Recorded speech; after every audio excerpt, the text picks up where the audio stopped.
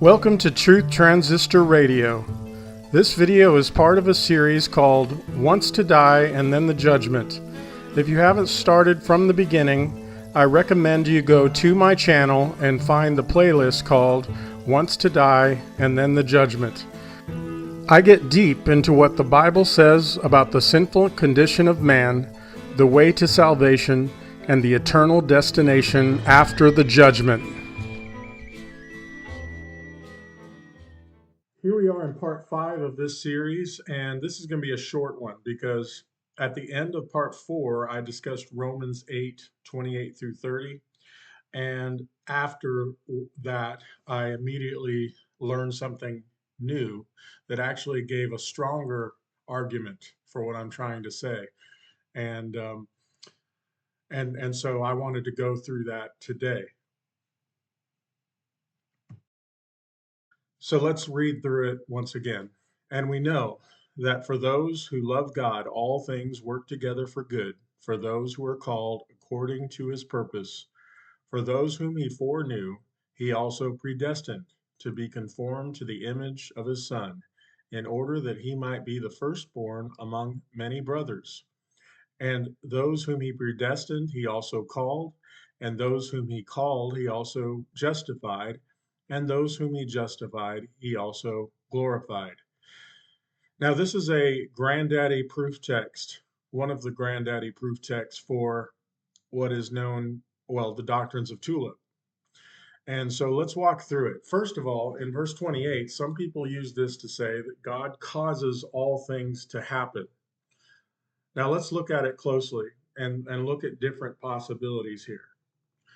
And we know that for those who love God, all things work together for good, for those who are called according to his purpose. Now let's look at it from a couple different angles. First angle is that God causes all things to happen, to work together for good, or that God uses things that happen to work together for good. In other words, he doesn't necessarily cause all these things to happen. Now, honestly, in a verse like this, it's usually, we usually think of it as when bad things happen, they happen for good. I mean, we take for granted when good things happen that they happen for good, right?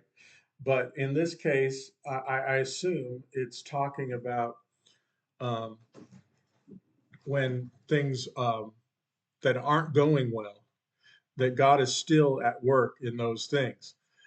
But the question is, does God cause those things to happen? Now, sometimes I think he does. But specifically, what about evil things? If something evil happens to you, if you get abused or, really terrible things, is that God causing those people to do those things? I don't think so. So that's really, you have to kind of assume a systematic theology to get that from this verse, that God causes all things to happen. It doesn't say that. It says he works, all things work together for good, or that those who love God, all things work together for good, those who are called. And in fact, you know, um, I'm assuming God is working all these things together for good, but doesn't necessarily mean he causes them to happen. So I just wanted to start with that. So let's move on to 29. And this is really where, and I'm going to go a little bit at a time, and we'll look at each word. For those whom he foreknew. Okay, now I've heard three different definitions for the word foreknew. The first one is the one that most people assume it means, and in fact, I thought it meant for most of my life. And that is that God knows the future of who, for those who he foreknew, like that who would believe and all that stuff. And some would assume that because he knows the future, he causes the future to happen, or that he knows the future but doesn't cause it to happen. So um, I think that that is a theologically correct word or definition, I should say.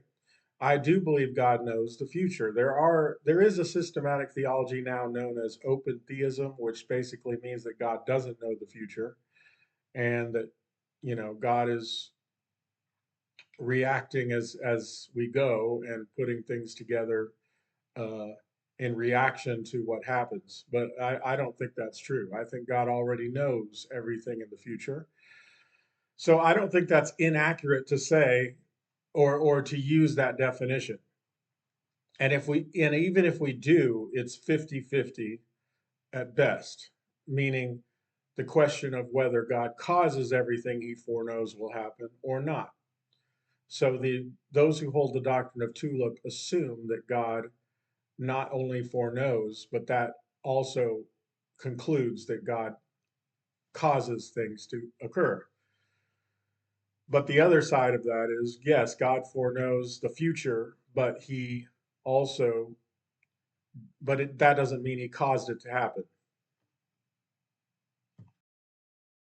So what I'd like to do is put a percentage as we go on these things. And so if the correct definition of foreknew is God knowing the future, then as far as the doctrine of tulip goes, it's 50-50, whether God causes those things to happen or not. And I wanted to give an example of why I don't think knowing the future uh, means that they cause it to happen. Because, like, I'm going to give a stupid example, but I think it fits perfectly with what I'm trying to say. I know what happened in the past. I remember some things that happened in my past. Now, in some cases, I did have a hand in causing that to happen. In many cases, probably most cases, I had nothing to do with it. It just happened. But now I know that it happened. It doesn't mean that I caused it to happen, right? So that's what I'm trying to get at there is that knowing something doesn't mean you cause it to happen. Now they're going to say, well, you're not God. I'm not God. And God is God. Therefore, anything he knows, he causes. But that logic doesn't really work. I don't think there's any contradiction to say, yes, God knows the future, but it doesn't mean he causes it to happen. So if that is the definition, then it's a 50-50 on tulip. It doesn't prove anything so far. Now, let's look at two other definitions that I've heard. The second one is the one that I've heard the most recently, and I'm not sold on it, but let me tell you what it is. Foreknew could mean knew beforehand, or knew, or sorry, not beforehand. Let me knew before, but not in chronological order, but in status. So, in other words, God knew, or those whom God knows, he puts before those who he doesn't know. Now, when I say know, I'm talking about in an intimate way. Like when Jesus said, depart from me, you workers of iniquity, I never knew you, right? Obviously, God knows everyone, but not in an intimate way. So, in this context, this definition would be those whom he knows before all others, or sets before in status. So, I think that that is also theologically correct. However, I'm not convinced of that definition here. The third one is foreknew, meaning know before, knew before, but in this case, it is chronological, but it's talking about those he knew in the past, and also knew, meaning those who he knows uh, intimately, just like in the second definition. But in this case, it is the past or before. So the Old Testament saints, basically, the Old Testament believers. And at first, I was, not convinced. It seemed like a stretch when I first heard that definition. But the more I've looked into it, the more I think that it is true. And there's several reasons. And in the previous video, when I talked about these verses, I didn't even think of this. Um, and I have to give credit to another YouTuber to for this because this is where I heard this from. Um, and for some reason, most people use the other passage of Acts 6, I think it is, where Paul is using a similar form of the Greek word. So if we look at this word progno that's in Romans 8:29, which is translated as foreknew, it's this exact word, which I saw this. I posted the same picture in the previous video, but I didn't really look at Romans 11:2, the only other time that this word is used in the exact way. And the reason I didn't is because most people that I hear talking about it refer to Acts 6, which I don't remember which one on the right side is that definition. I think it might be the last one. Uh, and I'm not going to try to pronounce it now. But Acts 6, when translated, doesn't even use the word foreknew. But but I use that because that's what I heard other people use. But I wanted to give some credit to another YouTuber. Well, at the moment, I can't find it. I thought it was Acts 17 Apologetics is the YouTube channel, but I didn't see any videos on Acts 8:29. So it must have been somebody else, and I don't know who it is. I apologize. But this is the only other time the exact same word, Greek word, is used, uh, progno, that is used also in Romans 8:29. And that is in Romans 11:2. So let's read it. I ask then, has God rejected his people? By no means, for I myself am an Israelite, a descendant of Abraham. I think we did read through this, and I just didn't think of this in terms. And we went to Romans 10 at the end, the last few verses, and it's definitely talking about Israel. But here it is. Here he's saying, by no means, for I myself am an Israelite, a descendant of Abraham. So that's what he's talking about here. A member of the tribe of Benjamin, God has not rejected his people whom he foreknew. So this is the exact same Greek word, no change in suffix or anything, but the exact same Greek word, the only other time it is used. Do you not know what the scripture says of Elijah, how he appeals to God against Israel? Lord, they have killed your prophets. They have demolished your altars, and I alone am left, and they seek my life. So the foreknown here is talking about Israel, who actually were not being righteous or not following after God. So that's kind of interesting. So this was the third definition. And for some reason, when I did the previous video, I just didn't notice this. I didn't even look at the same Greek word for foreknew. And because of that, we're going to go back to Romans 8:29 and look at it from this perspective as well. And I think it's the strongest definition. So just as a reminder, the second definition for new means new before, but in status, not chronology. If that is the correct definition, I forgot to put a percentage on that. Is it necessarily disproof of tulip? Like where would that stand with tulip? I think I may have said it would be 100% on provisionism or against tulip. However, I rethought that, um, and I'm trying to remember why. As I was, after I made the last video, um, that could still mean those whom he knows intimately, right? Which would be God's chosen people, basically. So it could be proof for tulip as well. So, but it's kind of interesting because that would place faith before foreknew. But tulip could say, well, yes, God knew them before the foundation of the world intimately. So, yeah, that would be 50-50 as well, because foreknew from the provisionist side would basically just say, well, God putting them before others would just say, well, yes, faith came before foreknew, and that's how they became foreknown. The people that hold the tulip would say, yes, God knew them before the foundation of the world, before they even believed.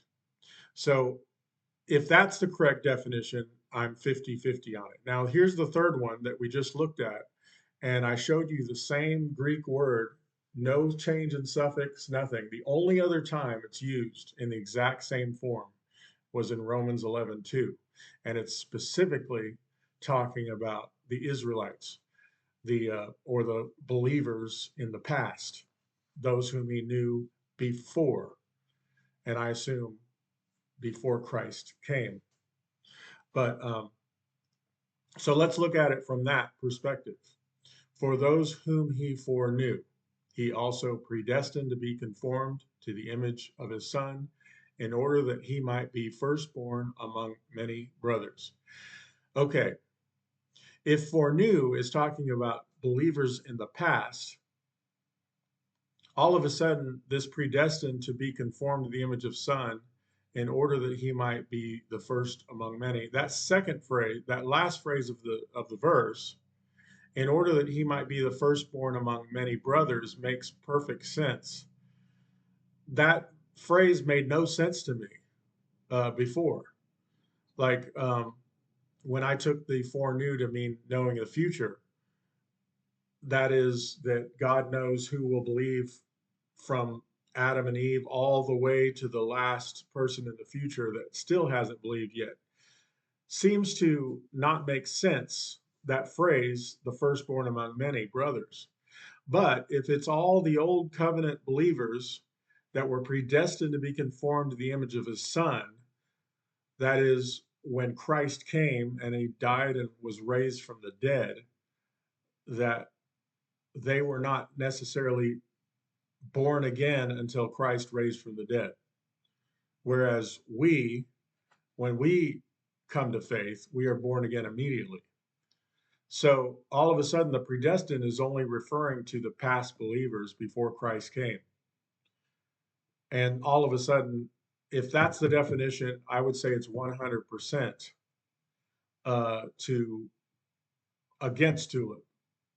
I'm trying to think, is there a way to look at that on the tulip doctrine, even if that's the way we look at it? Let me see. If you're talking about past believers, I suppose just like we are, past believers are all would they would say are also predestined, just like we're predestined, is how they might view it. So maybe there is a slight possibility that that could also mean um, that could also be in that could be compatible with tulip. I don't know. I guess I'd have to really think about it. But yeah, so I wanted to look at it from this perspective and the other perspectives and see what makes sense. To me, that phrase conformed, so uh, the firstborn among many brothers seems to clarify that it's talking about past believers before Christ came. And Acts 11:2 seems to verify that definition. And now I'm very strong on that definition. Before I was kind of like open to both sides. And like if I was going to debate somebody that's a Calvinist or believes the doctrines of tulip, I would probably go ahead and like concede foreknew as knowing the future. Because even if that's the definition, I could still look at it as, well, when does faith take place? And that's the question that you have to ask in this passage. Where does faith take place? Because faith is not mentioned, or belief. Neither of those are mentioned, because we know we're saved by grace through faith, right? And I think that if you hold the doctrine of the tulip, you believe faith or belief comes much later in this verse. If you believe that foreknew means those who uh, were believers before Christ, then faith would take place before they were foreknown.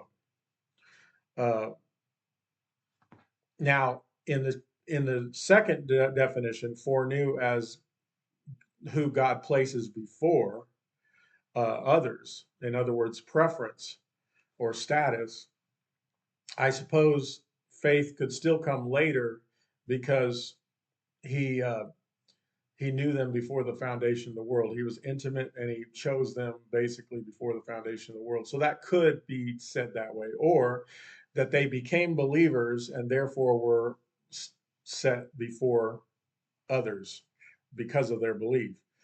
Um, Now, in this case, foreknew meaning those whom he knew in the past before Christ came, it's talking about those who have already died that believed. So in this case, faith would come before foreknew. Now, let's continue. And I think at this point, if that's the definition, so two-thirds of the definitions, two of them are 50-50, one of them I think is 100% against tulip. So what would that put us at? You know, um, let's just say 50-50 at best that tulip has a case, depending on how you define foreknew. So I find that quite interesting that this proof text suddenly breaks down at the very beginning of verse 29 in terms of breaks down the belief of or the doctrine of tulip, depending on how you pronounce or sorry, I'm losing my train of thought. That foreknew, the definition of foreknew could change everything.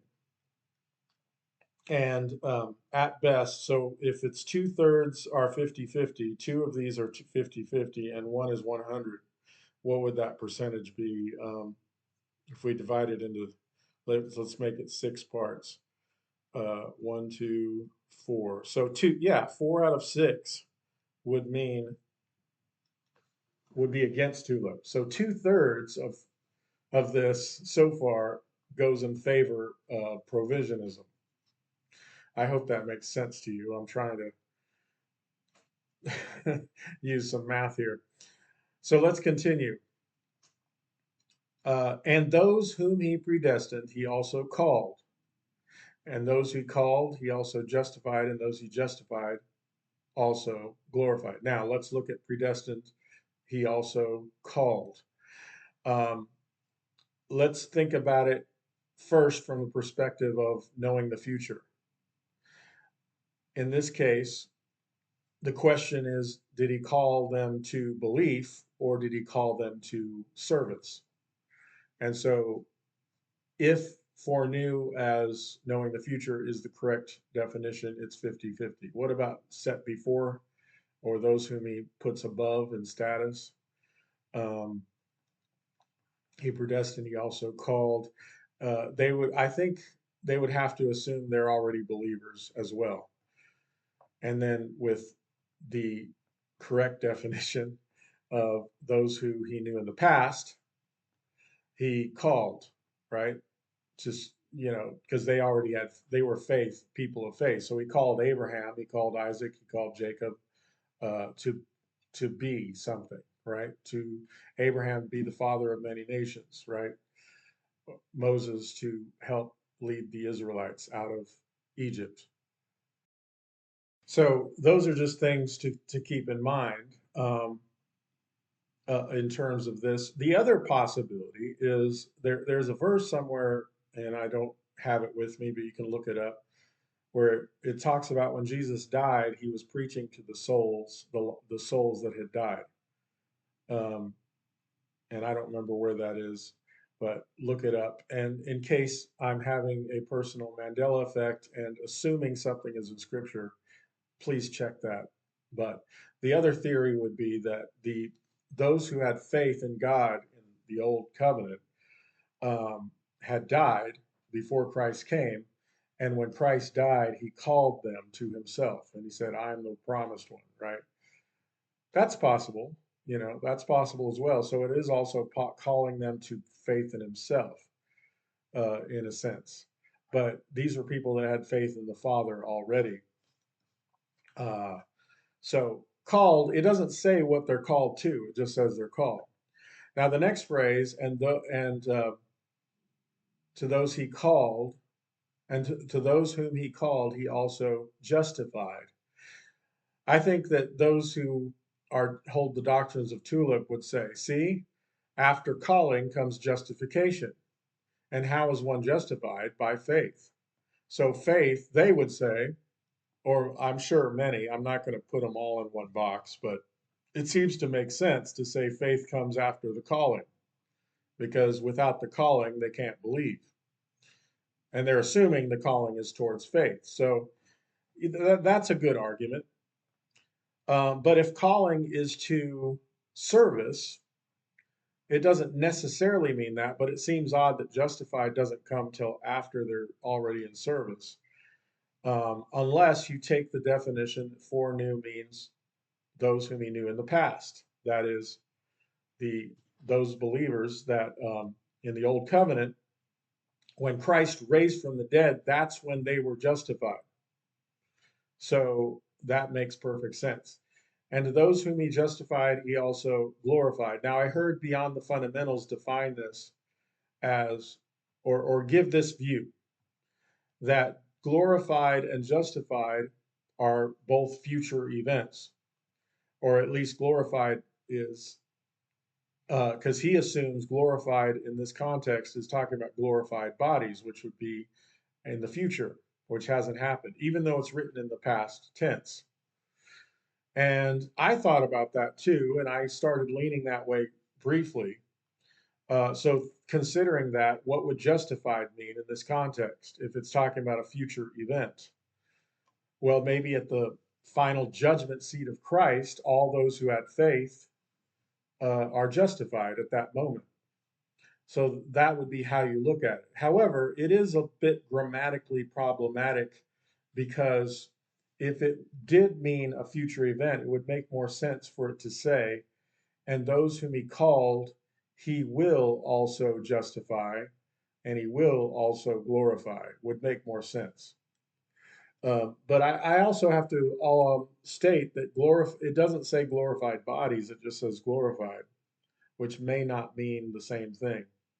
Um, so I was kind of leaning that way at first, thinking, okay, this could be talking about future events. After the call, it's to future events. Um, However, when I started to rethink that and I started leaning towards foreknew, meaning old covenant believers or the believers before Christ, all of a sudden this made perfect sense in the past tense, because I think a lot of the things that were predestined for them, the people of the past before Christ, was to be conformed to the image of Christ, you know, or to the image of his son, and that they might be the firstborn among many, which means they could have been born again when Christ raised from the dead. As in, the difference of for us after Christ is that we're born again as soon as we believe. And those whom he predestined, he called, and those whom he called, he also justified. So justification and glorification took place at the resurrection for the dead believers. That was past tense in Paul's day as well, because Paul was after the resurrection. Now, just a quick thought: if um, if foreknew means knowing the future, how does justified and glorified in the past look to them? And I think I've heard some Calvinists or those who hold the doctrines of Tulip to state that in God's perspective, since he's outside of time, it's already done before the foundation of the world. So they might look at that and say, see, it's in the past. And, that was difficult for me. When I took foreknew to mean know the future, and I was trying to explain it as it could be faith before predestined. In other words, they're predestined, or so I took it as either God predestines who will believe and be conformed to the image of his son, or believers are predestined to be conformed to the image of his son. So I took it that way. So foreknew the future of who would believe, and those believers are predestined to be conformed to the image of his son, is how I read it for a while. But those last two adjectives were in past tense. And so I had to take the concept that those are actually in the future. But if you take foreknew as those who were past believers before Christ, the old covenant believers, then all of a sudden everything here is grammatically correct and makes perfect sense. They were justified and glorified at the resurrection of Christ, which would be future from their death, the death of these old covenant believers, but the past when Paul wrote this to the Romans. And so that is all grammatically perfectly correct. And faith comes before foreknew because they were believers and that's why they were foreknown. And that the phrase that he might be the firstborn among many brothers suddenly makes sense. Whereas I don't think it makes sense for, if foreknew means knowing the future or even putting them before others, like in status.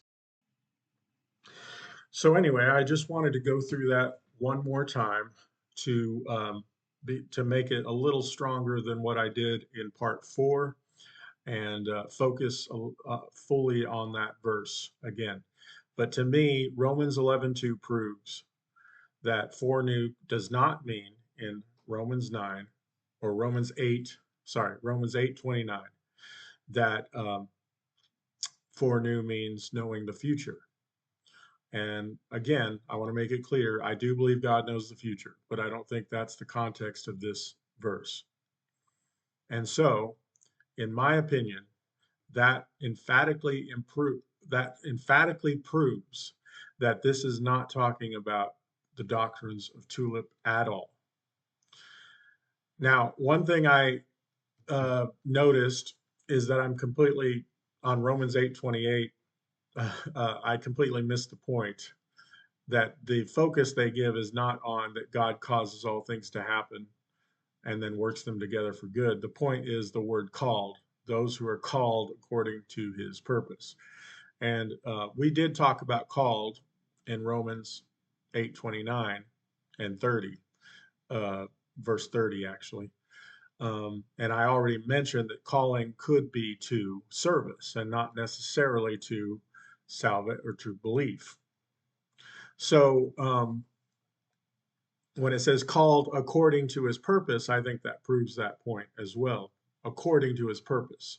So he's using believers for his purpose. That's how I would look at that. So I wanted to clarify that as well. And I'm kind of learning as I go as well. I've been learning a lot for years and I've been wanting to do this. But even as I'm going, it's forcing me because I'm forcing myself to make these videos. It's forcing me to learn as I go and find the best ways of looking at this objectively.